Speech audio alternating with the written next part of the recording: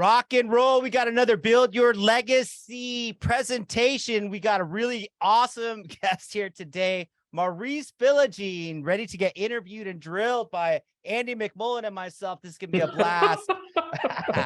No, we're gonna have a lot of fun here today. Welcome, man. How you doing, Maurice? Welcome, everybody. I'm chilling. I'm doing good, man. It's good to see you again after all this time. I know, man. We got a lot of catching up to do. Welcome, everybody, once again. Maurice, why don't we start with a little bit about your background? Tell us a little bit. So I recently heard, I think that you were a military corporal. Is that correct? No, not a colonel. Lieutenant colonel, yeah. Lieutenant colonel. So my dad was a colonel too, and that's why it kind of rang a bell, because you just recently got interviewed, I think, on some kind of national program or whatnot. I saw some posts on LinkedIn. Oh, you saw that. Yeah. A good friend of mine who I think is on here. I think I saw her face a second Nicole, ago. right? Nicole. Hi, hey, Nicole. Thanks for joining us.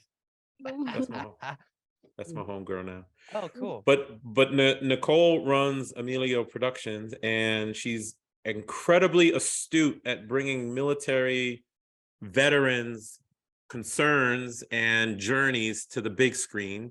She has a couple of documentaries that are all over Netflix and Hulu and everywhere.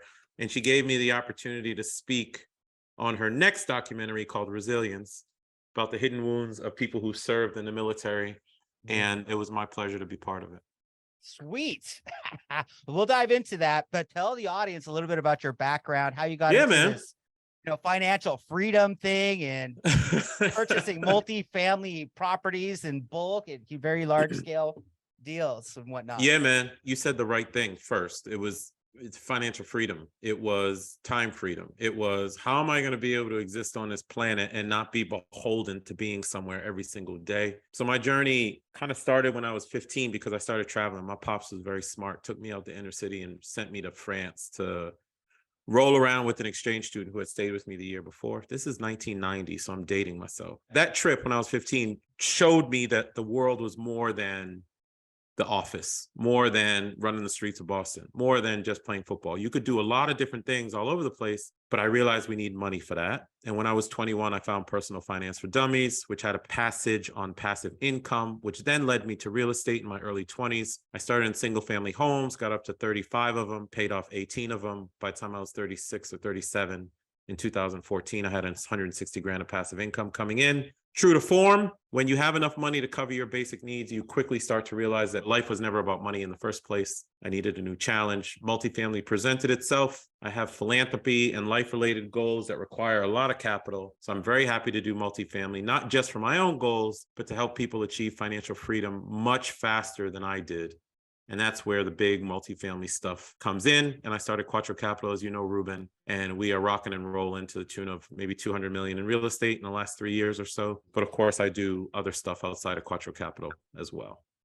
So Maurice, I got to ask you, Ruben, this is the perfect time to ask this question. So I was talking with my kid the other day, and I was trying to get him to help me with this editing on video, right? And because he's a whiz at this, and I needed it for this basketball team I'm coaching. And I'm like, oh yeah, I'm going to give you some money for it. And he's like, I don't care about money. I was like, that's because you have it, right? That's because you have it. You don't know what that struggle is like. So you, as Maurice Philogene now, travels the world, has passive income.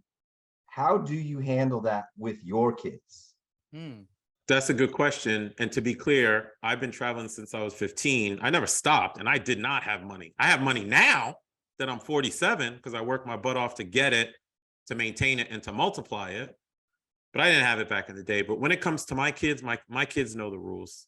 They know they're not getting my shit at all, because they are responsible for two things in life. My kids are responsible for, one, learning how to make money grow.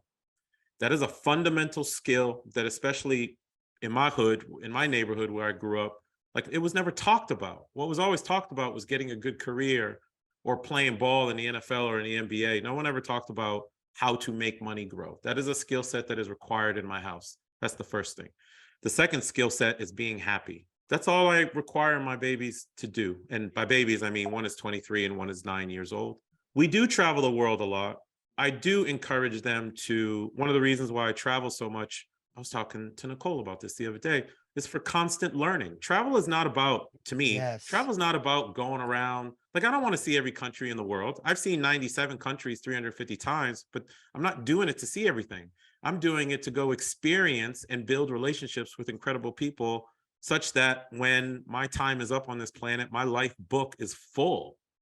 That's the purpose of it. So I talk to my kids about it all the time. They know that to do that, it doesn't require sitting in an office from age 21 to 65. It requires learning how to make money grow. It's not what you make, it's what you keep and multiply.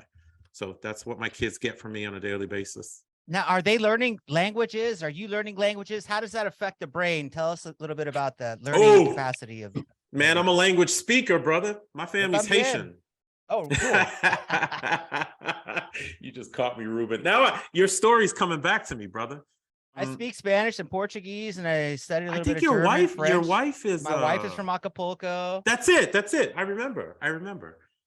My family's Haitian, so I'm a French speaker. I grew up speaking French and Creole in the house, and somewhere around age 6 or 7, I dropped the accent, and nobody knows me from Adam now. I just sound like a regular American. I picked up Portuguese along the way because I dated someone from Brazil, and as a romantic language speaker, you just pick it up. So I speak 4 languages. Language is a requirement in my family as well, because what language does, first of all, it allows you to access different parts of the world in a meaningful way. You can actually shoot the shit with people, which is really, really important and adds credibility. But secondly, it just forces your brain to do different things. So every time I land in Beirut, I'm there all the time, and Lebanon is a former French colony. My brain flips from English to French. I just operate different. You experience life different. You connect with people different. That's why I love language so much. Even the language of money is different, right? Like, we have the ability to talk about real estate and raising capital and things of that nature. It's a language in and of itself.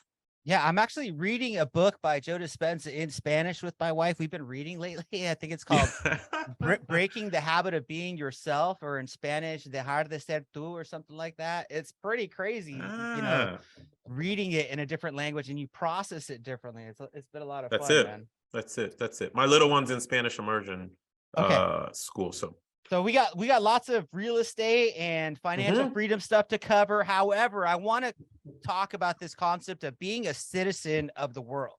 Tell me, what does that mean?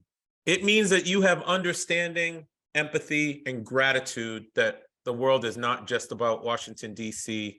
or the United States or any other place for that matter. I call myself a global citizen. I want to be one. If I was insular, I'd still be living on the streets of Boston from back in the day. I think that people miss the boat, and I'm gonna call out my own country, my beautiful United States of America, which I love so much, which has given me so much opportunity, but 95% of the people in this country do not have a passport. That's insane. That's crazy. That's insane. 370 million people and only 5% of us have passports. Wow. Do you know what experiences I've had in Arctic Finland 5 times, or in Sweden 10 times, in Lebanon 30 times, in Turkey 38 times, in East Africa 12 times? Like, it's just, there's so much out there to experience, to do, to see. And Ruben, it's not just from I don't do stuff like tourists. I'm not talking about going to go see the Leaning Tower of Pisa. That's not what I'm saying. What I'm saying is the way that people interact with each other in the world, the cultures that are out there, keep you in a state of constant learning, by which we never feel like we're executing in the rat race. I'm always learning something new, but to do that, you got to have the mindset of a global citizen. And the way that translates into our real estate business, I get so many ideas from entrepreneurs around the world. Like, I'm doing the real estate development stuff now in Cyprus. One of my buddies started a winery in Lebanon, and now he's giving me tidbits and concepts to potentially seed that type of idea in Cyprus, where we would partner together. Where am I going to get that? Talking to someone in a coffee shop in DC? Like, you just have to get out in the world, man. So I value that so much that I have become somewhat of a global citizen, and I will always be that. Yeah. So I've heard you talk a lot, Maurice, about kind of, your background, certainly the traveling, but also, in football. Yeah. And I remember hearing you talk about a difference between kind of passion and love for something, right? And how you kind of operate your life through this, maybe you didn't have the passion for football, that you loved it, you loved the game, but maybe you didn't have the passion for it. So Can you talk a little bit more about the difference and how that flows through your life, how you think about what you spend your time? And then the second part of that is everybody sees Maurice Philogene now, but I want to know more about like the suck in between. I want to know more about the Saturdays or There was a the lot of nights, that. right? Like we all Yeah. have these kind of, you get on screen and Maurice has these great stories as he travels the world and maybe didn't have money, but tell us a little bit about those two things. The football thing, that taught me a lot because I don't know if people know this, but so I played football in high school. I got into the Naval Academy and I turned down the Naval Academy because I wanted to go to like a regular Naval Academy is Division I, but I wanted to play with the big boys. You know what I mean? So I ended up at University of Virginia, walked on the team. I loved football in high school to the extent that it was the type of shit that on a, Friday night game, if I lost, I was always crying and stuff because the game itself Awesome. is what mattered to me. And I figured out later why it mattered so much. And I'll tell you that in a second. But I got to University of Virginia, played a couple games, including up at Michigan, which was dope just to be in that stadium with 100,000 fans. And then when I graduated, I tried out for the NFL. And man, I was playing at 5'10", 190, and there were dudes who were 6'5", 240 running faster than me. Like, damn, it was crazy, like the level. But you know what I figured out, Andy? When I went to go try out for the NFL, I tried out for the NFL because it was cool. I tried out for the NFL because I was like, nah, man, I can go make some money and make a name for myself. And I quickly realized that because that was the reason I was doing it and there was not really any passion behind it, I really didn't want to go do that because it was a business. I just missed football, like itself, football, because there were 11 dudes behind or in a huddle who are trying to take that ball and do a common goal with it, which is get it over the end line. That's why I love football, that passion, that being part of a team. And that re-manifested itself when I found being a police officer in 2008, because now I'm with my shift and we go into roll call and then we break roll call and then we go out on the street to achieve a common goal. I love that. That was the thing that was really hit me about football. I played tennis. I liked it, but I didn't have no teammates. And I like having teammates. I like being part of a mastermind. I like achieving larger goals. So that's kind of where the whole notion of doing shit just to do it versus doing stuff because it's truly your passion. So hopefully that answers the question about football. By the way, I loved football so much that when I was 26 years old, talk about lifestyle design, I don't think you should close out life without doing everything that you want to do. I gave the NFL another shot. I asked my company or created a dynamic by which my company let me go back to grad school part-time. And I did that, getting a master's degree in management of information systems just to get back on the football field. I missed it. I was 27 years old. I missed ball and being around people that much that I went back to play football again. That was a 3-8 season. That was rough. That was rough. Then I officially became a fan. So I love that game. In answer to your second question about the suck, if you will, I talk about it in my posts sometimes. I haven't posted about this particular topic in quite some time, but I have in the past where I talked about entrepreneurial depression. I was depressed, man, when I was doing the journey. And I just didn't know it at the time. But if you consider, when I started real estate when I was 24, 25, I was also a senior executive or an executive, a burgeoning executive at my global consulting firm. I was also in the military as a federal agent. And then I added being a police officer in 2008. So that's 97 to 2008. But then on the weekends, I was doing real estate. So it's like all the fellas was going out, hitting the clubs and stuff like that. Don't get me wrong, I party with the best of them and I went out and from time to time. But 9 times out of 10, I was driving north or south from my house to some property that I owned. They were as far apart as 300 miles. And I got up to 35 single family homes that I was self-managing. The 2008 downturn came. You can imagine how much that slapped me in the face because it was my first downturn. And I could have filed bankruptcy. I probably should have, but I refused to because freedom, I wasn't about to give up everything that I had built. So it was hard, brother. And especially because back then there really was no internet. There was no LinkedIn. There was no Instagram for me to connect with a good dude like Ruben or to talk to you guys the way we are talking now. So all I had was the library. And then every time I would talk to my boys or my family about I'm doing this real estate or that real estate thing, nobody was doing what I was doing. I couldn't find you guys. So I was on my own doing it. But I had enough stamina that my 47-year-old self is very grateful to my 23-year-old self for just staying the course.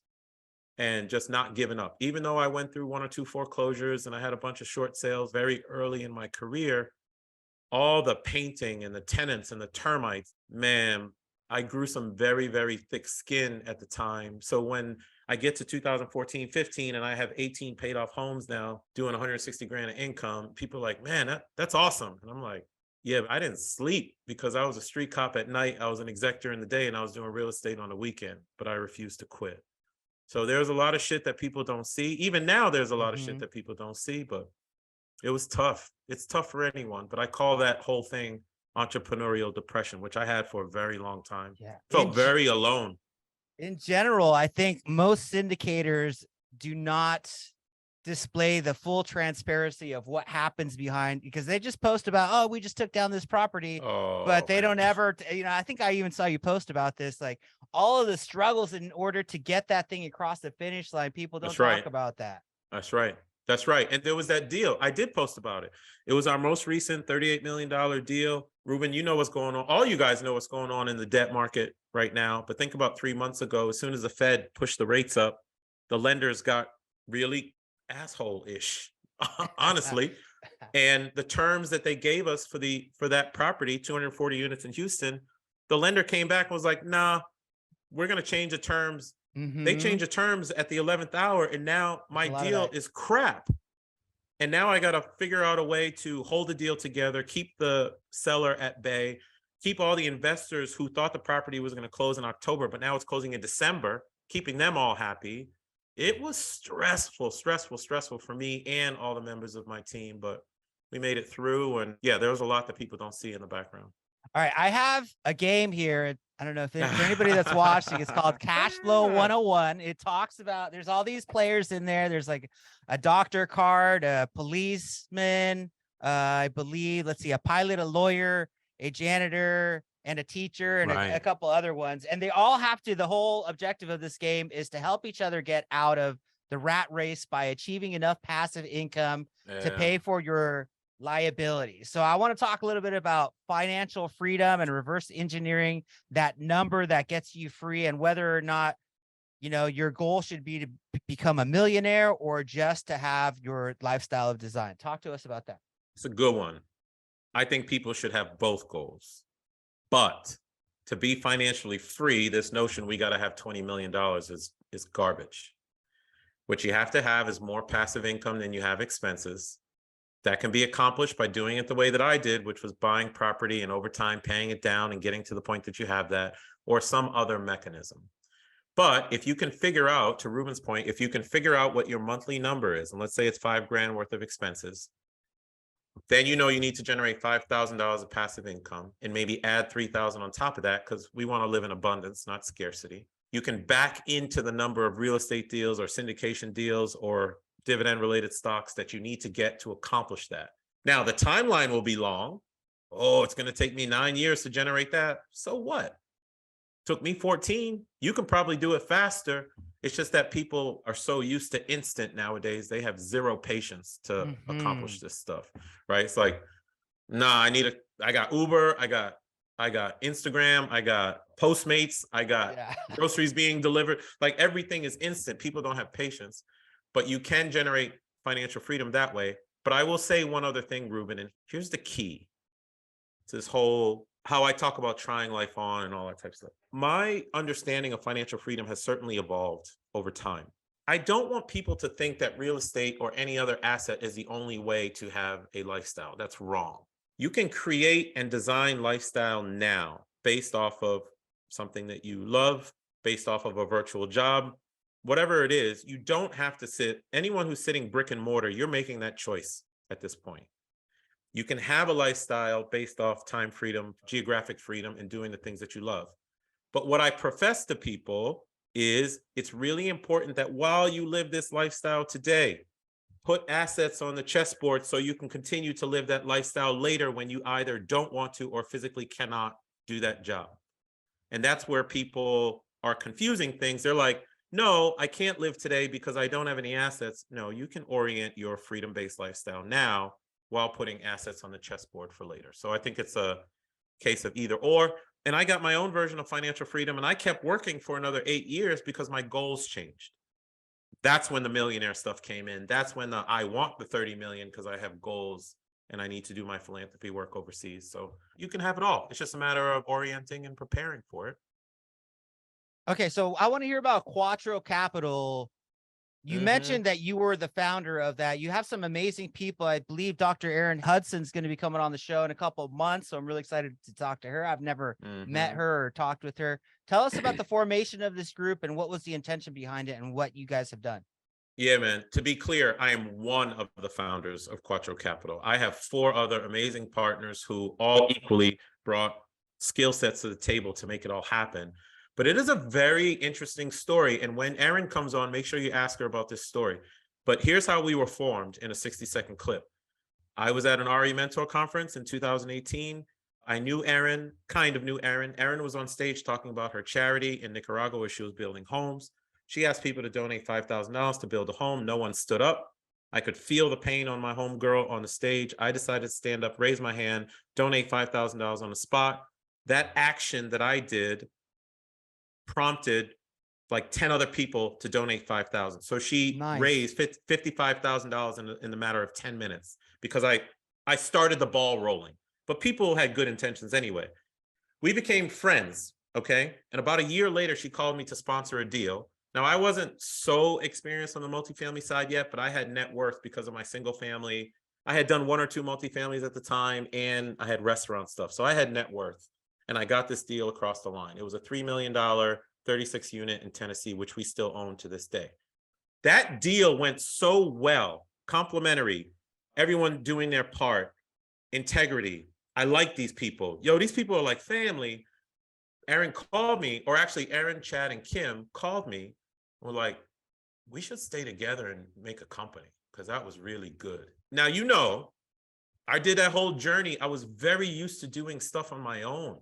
So I'm like, man, I'm not doing that. But I did. And thank God I did, because here we are, 30 complexes and 200 million of real estate later. That's how we all came to be. Now, here's the funny icing on the cake. 2 of the people in the audience that day who raised their hand are now my Quattro partners. Chad and Kim were in the audience, and they were 2 of the people that raised their hands. I didn't know them at the time. So we were all connected in that room and just didn't know it. That's how it formed. That's phenomenal. I want to talk a little bit more about what you guys want to do in the future. How do you guys see the lending climate? How are you guys raising capital right now with all the crazy things going on? And I want to know if you guys are planning on staying in multifamily or getting into development or some other sub niche or self-storage or anything else like that. Yeah, so Quattro certainly started as an affordable housing multifamily syndication shop. That is still the bread and butter of what we do, because our mission is oriented around people. People being my investors, who I love. Every single one of them has my cell phone. Elon Musk is not taking my call, even though I invested a lot of money in Tesla, but every single investor I got can call me for any reason. I like multifamily because the tenants that we give the homes to is part of my own personal mission and part of Chad, Kim, Erin, and Tammy's mission to give people good, affordable housing. That said, I also have a fiduciary responsibility to my investors. So if I got to go into car washes, self-storage, overseas, I'm testing overseas investing development right now for Quattro personally. I might bring that to Quattro investors, but we will see when we get there. But right now we're sticking to affordable housing, and we like it. As far as the climate, no, I love this climate because everyone's scurrying to the sideline. I ain't gonna scurry to the sideline. There's so much opportunity that is here or that is about to come, and it's gonna be the people who are prepared that have the ability to take advantage of that opportunity. My benefit is that I went through the 2008-2012 downturn and got slammed, but made it through. So when this downturn started to present itself, it was very clear what was happening. So I have a lot of cash on the side personally for opportunities. Quattro itself is leaning in. The $38 million deal that we did, if that was a year earlier, we would have paid $46 million, maybe $48 million for that property easily. But we leaned in and we got an amazing deal for our investors, which we can't even keep units vacant there because there's such high demand. So no, we are leaning in. We are looking for more opportunity because people who bought property 5 years ago and their debt is adjusting now, they can't afford those debt loads. So they're going to have to sell at some level of discount And here's the benefit of something like a Quattro. We've done so well in our ability to close and perform that people will give us the deal, even if we are paying less than a competitor, because they are very aware of our ability to close properties, right? My investors will benefit from that. And then, of course, the tenants will benefit because I'm going to improve those homes and never be a slumlord and do right by them too. So we're in this for the long haul. How's I got a question about that, Maurice. So how, Yeah. There's a lot of people on this call that are kind of turned off by partnerships, and so they never want to get ever back in a partnership, period, right? I tell people, would you stop dating? Of course not. But I am curious about, for people as principals and founding members, talk about a little bit about the roles, because I think what we really talk a lot about here is process. And I think that's really tricky when you've got 4 founders. How do you kind of separate your roles and responsibilities? And then also, at some point, you're going to have tough conversations. So I would love to hear how you guys approach that. Ruben, he chews me out all the time, so there's no problem there. But I'm curious how you guys handle it. The tough conversations? Tough conversations and kind of roles and responsibilities. Yeah, tough conversations. We deal with that shit head on. Roles and responsibilities. When we formed Quattro, we invested in ourselves. I love self-education. I do. And I love personal development. So we hired a business coach. It was very important for us to hire that business coach, because when you do real estate and when you start a business, I have other businesses too beyond Quattro. When you start a business, if your business is just about money, that shit's going to fail at some point. But Quattro was never about just money. It was about helping people. It was about me achieving my own philanthropy related goals. It was about financial freedom for my boy Chad, who was just getting out of corporate. It was about control for my partner Tammy, who owned small businesses that were driving her insane. There was reasons behind starting Quattro Capital. Now, we all have complementary skills from different places. Chad came from General Electric for years. Kim ran billion-dollar accounts in the corporate space. I came from Accenture, a global consulting firm, and the military, and being a police officer, so very A personality type. Tammy joined a little bit later, but man, she is such the middle. She's kind of the glue in between doing operations. And then I have Erin. So here's the responsibilities. Me and Erin handle investor relations. I used to find property all the time. I don't want to do that no more. I did that for 20 years. I'm tired, honestly. What I like is helping people, hence my police officer background in nature and stuff like that.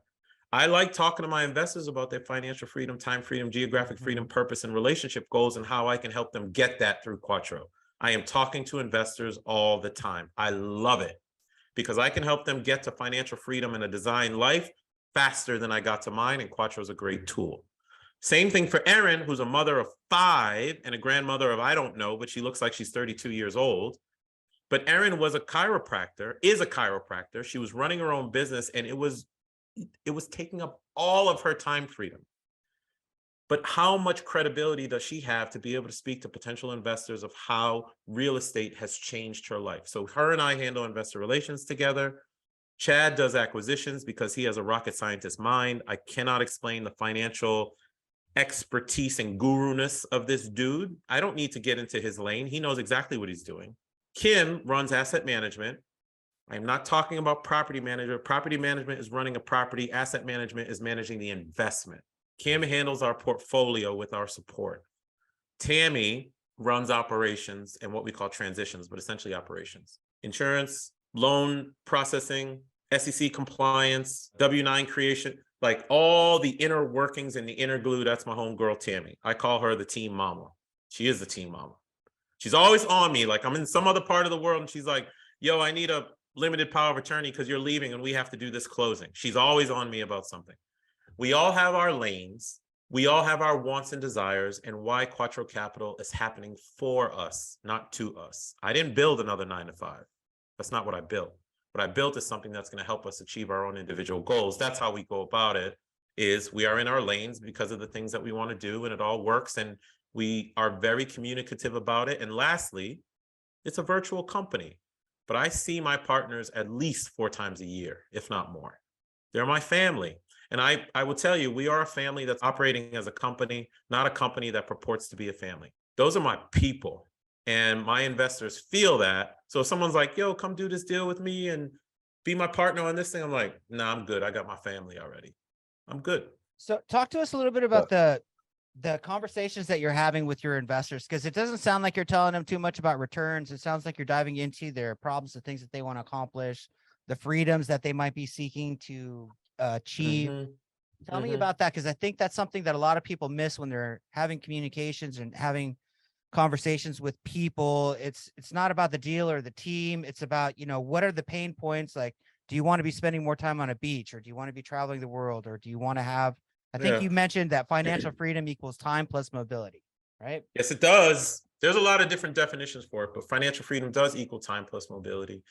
It's one of those posts that I did, Ruben, on LinkedIn when I was talking about ARR and IIR, and people are so stuck on measurements. Measurements are good as a comparison tool, but they are not the ultimate outcome of what people are looking for. What people are looking for is lifestyle and achieving their goals. Now, if I have a deal that returns 17%, but achieves someone's goal because of where it is and what have you, they're going to take that deal instead of something that gets 19%, but there are some intrinsic goals not met.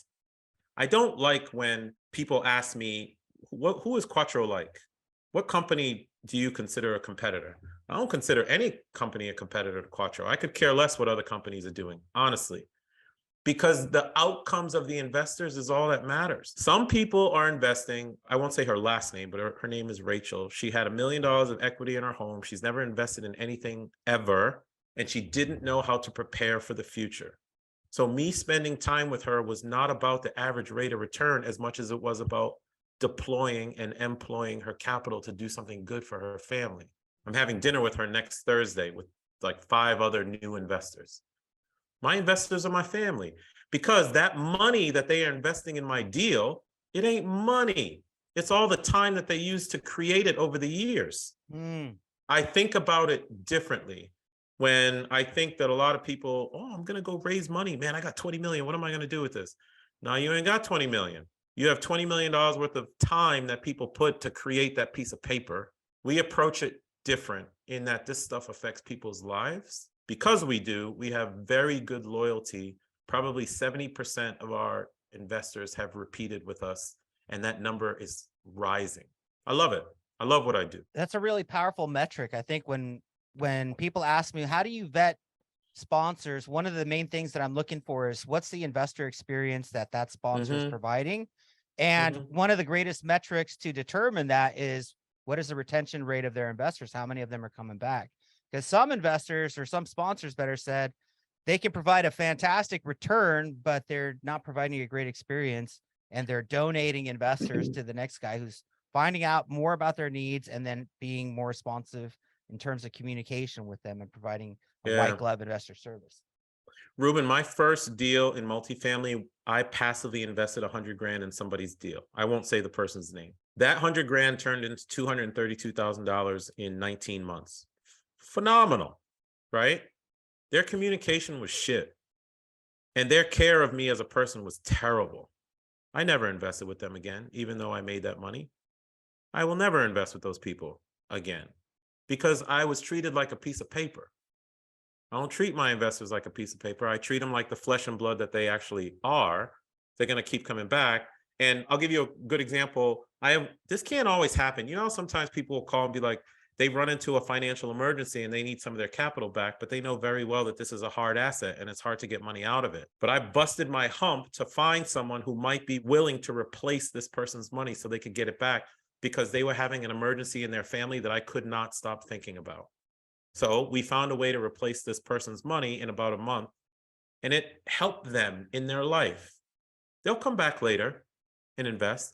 I can't always do that, but that's what I mean about treating people humanly. Not humanely, but humanly. Legacy acquisitions. They are people. Like, it's not investors, it's people. So I know that, you know, as you scale, you can't do that at scale for every little thing, but that's the key. I don't need to scale. Quattro's doing just fine being boutique, if you will, and taking care of our investors. I'd rather be good to people, man, and make way more money. I'm not really interested in that. Can you just talk about, because I think we're going to take some questions, right, Ruben? Yeah. We take some questions from the group. What is Try Life On? What does that mean? I just want to hear like a couple minute thing on it. What does that mean? This thing, and then also yep, maybe in that 2.5 minutes, I think, before we ask questions, hidden wounds. I also want to know what that means, because I don't know what that means either. What is? Hidden wounds. I'll represent her well, but my homegirl Nicole is here. Try Life On. Try Life On is a mindset, a skill set, and a soul set. It is a philosophy of life that we all graduated from 20 years of formal education with a certain set of rules by which we are supposed to live. I never believed in those rules, ever. I never believed, or at least I developed a non-belief that my job on this planet was to go into the corporate life and be an analyst and a consultant to manager, manager to senior manager to partner. That's somebody else's version of what I'm supposed to do. You can try life on in many, many ways. If you want to, and there are principles related to try life on, like and versus or. The notion, yo, Mo, you cannot be a senior executive, federal agent, street cop, and real estate investor at the same time. Really? I did. You can't travel to all these countries when you don't have money. I did. How'd you do that? I went to the library and I started reading travel hacking books and I figured it out. The problem with what we do in society today is there is a lot of societal pressure coming from our neighbors, our coworkers, our family to exist the way that things have always been done. And I just refused. So my 25-year journey has been everything from, and I'm not talking about just dipping my toe in stuff. I'm talking about doing things for the long term. I was a street cop for all at the same time. Street cop for 15 years, federal agent for 22 years, senior executive for 25 years, real estate investor for 26 years, part-time actor for 18 years. Who says you can't do A, B, and C? The reason I could do A, B, and C is because I did things like protect my time. Instead of waste time at networking events and posturing to try and make partner, I protected that time to have other experiences in life such that when I punch off this planet, my life book is full. That's what I want. Life experience. And I will add this one last piece because it's very difficult to explain the whole philosophy in just a couple phrases, but this one last thing. You can practice life. Life is to be practiced. So I am very good at, today is Tuesday. I don't have a ticket. You know what? I'm going to travel hack tomorrow. I'm going to get on a plane. I'm going to go to Arctic Finland tomorrow. I know how to do it. I've been doing it so long that it's so easy. When someone says, why are you going to Turkey this weekend? And I'm like, I'm just going to go to my favorite city and read a book. Like, that's crazy. You're going on vacation? You're going to spend all that money? I'm like, no. You go to Walmart. I go to another country and I read a book. Well, we don't do that. That's not how do you do that? Well, that's what society keeps telling you. So it is a philosophy on how to live life to the fullest. And so Try Life On is a bit of a brand. I coach under it. There's a podcast that's coming out under it. There are some TV projects that are coming out under it. My goal is to help people build a mindset, give them the skill set, and hopefully help them develop the soul set to try life on their way, because everybody can have a lifestyle you do not need a vacation from. I don't take vacations anymore. My life is a vacation. It's exactly what I want, but it took me time to design that life. So I'm trying to share with people all the things and skills and resources and relationships that I've used over the years to try life on. And that's what it is. I hadn't heard Great about stuff, that. man. That's very cool. All right. Yeah. Did you mention something about wounds? What was that, Andy? Is Nicole? Maybe she's. She is. Get my girl Nicole. Let me see if she'll chat with us real quick. Yeah. Hello, everyone. There she is. Hey, Nicole. So we're putting you on the spot here. Maurice referenced hidden wounds earlier, and some of the work that you're doing. We'd love to hear about it if you're okay with sharing. Sure. Yeah. First, this has been such a great experience. The last hour, definitely, I've learned so much. Thank you so much for inviting me. I've been on a long journey myself, as many of you, a different journey as a veteran spouse, military spouse, spent 20 years in the military community and have seen a lot, pros and cons of the life. But as a filmmaker, I really wanted to highlight the fact that when folks come back from combat, trauma, just experiencing things that you and I just can't fathom, those hidden wounds are there. If they had all their limbs, there's still something that's hidden. But along this journey, filming hidden wounds, but now it's called resilience. Hidden wounds is just part of the story. We're really trying to communicate that it is a different life. You know, a small percentage of the population serves in this country, but these men and women are just exemplify extraordinary strength and have given such an extraordinary contribution for us.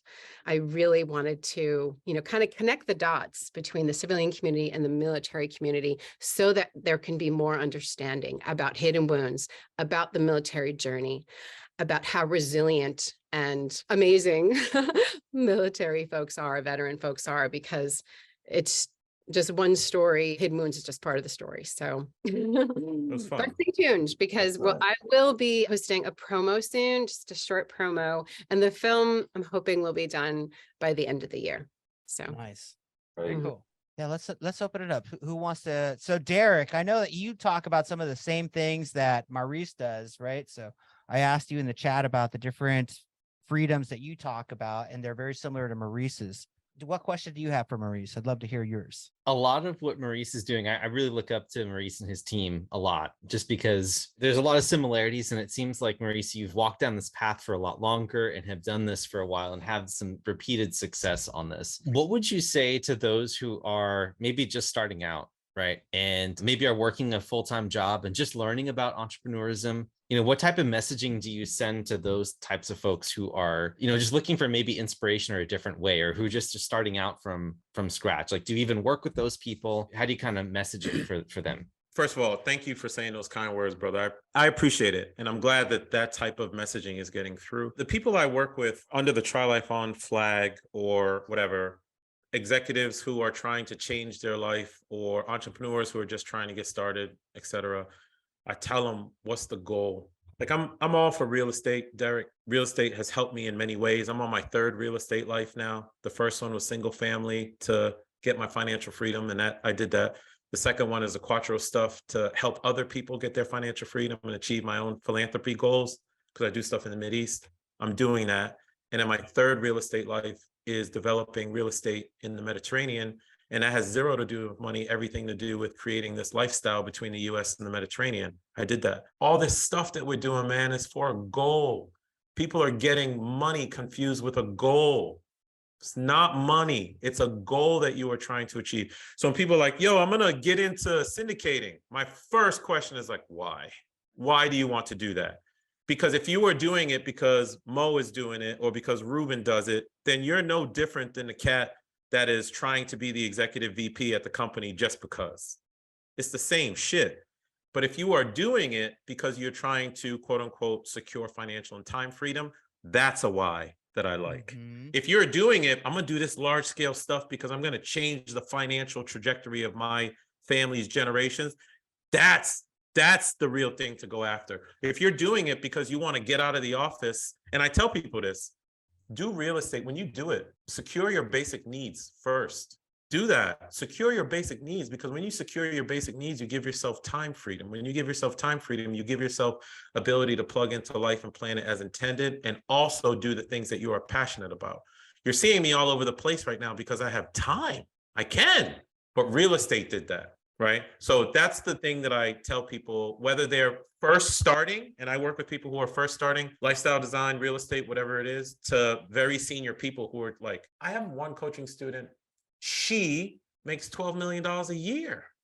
She's miserable. And believe it or not, at $12 million a year, she's living paycheck to paycheck. Wow. It's the goal, man. So we're reorienting her life. We are getting junk assets off the chessboard. She's moving from a in-office job to a virtual job. You are right, Angel, total lifestyle creep. But I can help her reorient, just like I can help the college student, my son, design his life right out of college so he never works in corporate if he doesn't want to. If he wanted to, I'd be happy, but he wants to be a bodybuilder. So we reverse engineered his life that way. The long story short, Derek, is what's the goal of all of it? That's what I always try and get people to orient around, and then we can figure out what to do from there. Corey Singleton's got his hand up. Yes, Maurice, thank you so much. Just your message, man. I definitely resonated with it a lot. Me being myself as a military officer in reserves, and then also working government contract, doing IT and stuff like that. So pretty familiar with the system as well. So I got two questions. My first question is, how do you hold your values so close to you in a world full of mediocrity? Damn, man, you hit me right in the eyes with that one. Mm-hmm. I like the deep talk, brother. Yeah, I feel you. How do I hold my values in a world full of mediocrity. I'm gonna thank my dad for that, because my family is an immigrant family. We're from Haiti, and my father, where he grew up in Haiti in the north of the island, pretty much, no heat, no clothes, no shoes. And he got to the US and he gave me and my brother a chance. And he always instilled education and values. I seen my dad cry one time his whole life. And it was when I was at a friend's house. He busted his ass to get me into a private school. And I went over a friend's house and I stole money out of his sister's purse. I was like 14 years old or something. And they called my father, and my father went over there and he was crying. And he explained to me that everything that he did to give me a chance, and I was about to screw it up.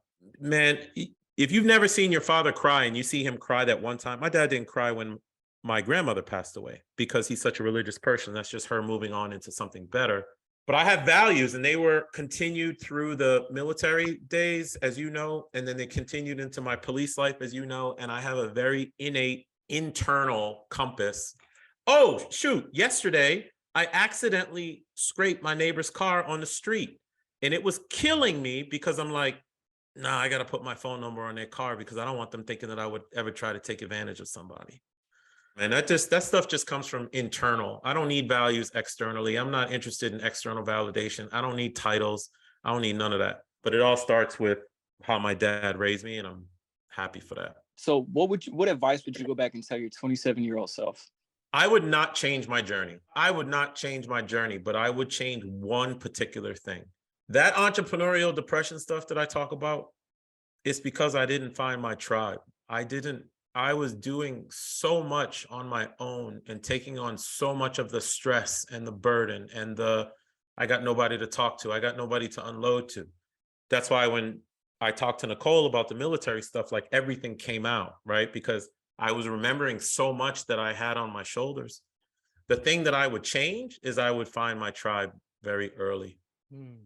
I found them too late. Man. So find people like this. Like you're on this thing with 15 participants. Clearly the people here are of like mind to some extent. They saw lifestyle design, they saw financial freedom, they're here. So there are people thinking the way that we are all thinking. Find them. Got you. Thank you. Yeah, real quick question, Maurice. Thanks a lot for all the wisdom and for helping us out here, especially with perspective and mindset that drives everything we do. So it's super, super important. Right on. I wanted to ask you, while you're traveling and while you've set up this incredible business and incredible vision and purpose for you and your team, what role does setting up internal systems play? Everything. Okay. And so how do you approach building them? I am a student of the 4-Hour Workweek. That book on LinkedIn, anytime I post books, it's the same 5 books. In the 4-Hour Workweek, it talked about automation, elimination, and outsourcing. I have learned over time to outsource, automate, eliminate. From a business perspective, automation is everything. I have zero interest in brick and mortar, none.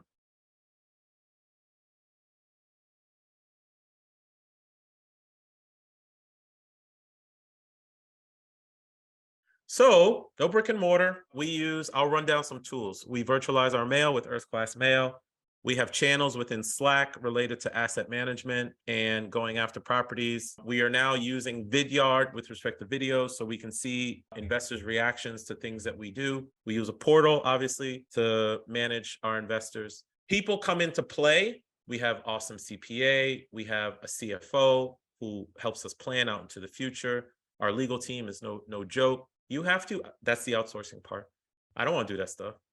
I used to do everything on my own. No. You take the phrase, put aces in their places. Find the right people. Find the people. Just like I know Ruben is an ace in its place for people who are looking for capital, right? So Ruben is an ace. I go find aces, or I put tools in place, or I eliminate things outright such that my business supports my lifestyle. I don't want my lifestyle to be my business. Not interested, if that makes sense. So yeah, automation plays a huge role. I'm reading about Coach Wooden again, and to Singleton's question earlier, maybe the most important thing that he ever taught or got was from his dad. And I think about that a lot of my life, that, we were probably raised, I tell people we were raised with like a plastic spoon, because everything was credit and debt and the whole thing. We never had any money, right? But what they did give me was discipline. I had a mom who was a teacher and dad who was a coach. They gave me discipline and work ethic and integrity, right? Those things in real estate are probably the most important thing. Eventually, you got to change your mindset. But I think the most important thing that his father passed down to him was to be true to yourself. And I think that's how you survive in kind of a mediocre world, right? Because we all, probably today, I lied to myself at least 2 or 3 times, right? I do want to hear you kind of wrap up with that. Like, what in your early days did you have to kind of deal with and lying to yourself about why you weren't in the place that you wanted to be, why you couldn't have this job and that job? At some point, there became some kind of clarity that I'm going to change my life and I'm going to do whatever it takes to have that design for myself. So, take us out with that. I got lucky. That trip that I told you about when I was 15 showed me that the world is bigger than Boston and all the shit that I see on TV and on the billboards that told me to get beepers, clothes, a dope car, sneakers, and shit like that. Because it plugged me into the world in a way that most people will never feel. And I mean feel, the word feel in quotes. I was feeling, right? I was the hard-headed hood kid. And then I felt something. And then I found financial stuff when I was 21. And then I realized if I can buy assets that create revenue that doesn't require my presence, I can go back and have those feelings whenever I want. So when people started, like, I felt it in the military, I felt it in corporate, and I even felt it in the police department. The pressure to get a title. It was so inorganic to me because I was like, that shit's artificial. Like, that's validation. That's not feeling, and that's not connecting to the world. There's nothing wrong with it if it's your thing, but it was being put on me as the goal. I didn't like that shit. Even when I became a police officer, they found out what I was doing in the military because I was a federal agent and a special agent in charge, and I was running field offices all over the world. And I get to being a patrol officer, and they're like, why you don't become a lieutenant or a captain or a chief of police? Because I have the credentials to do it. I don't want to be a chief of police. I just want to be in the roll call room with the fellas and the ladies and go out and eat terrible McDonald's at 3:00 in the morning and drink beer on a Friday with my team and go do good things for people in the neighborhood and stuff like that. Somewhere along the line, I was given, people try to impart all these rules on us. This applies in real estate too. People try and impart all these damn rules on us on how we are supposed to live, how we are supposed to do real estate. Oh, you're supposed to have 2,000 units. Oh, you're supposed to raise as much money as Ruben. No, you do shit that makes the most sense for your life. And I developed a bit of resilience over time towards all the societal noise of stuff. And I was being very quiet from 97 to 2019 when I was doing all this stuff and gaining all this skill and traveling this way and making friends with people all over the world.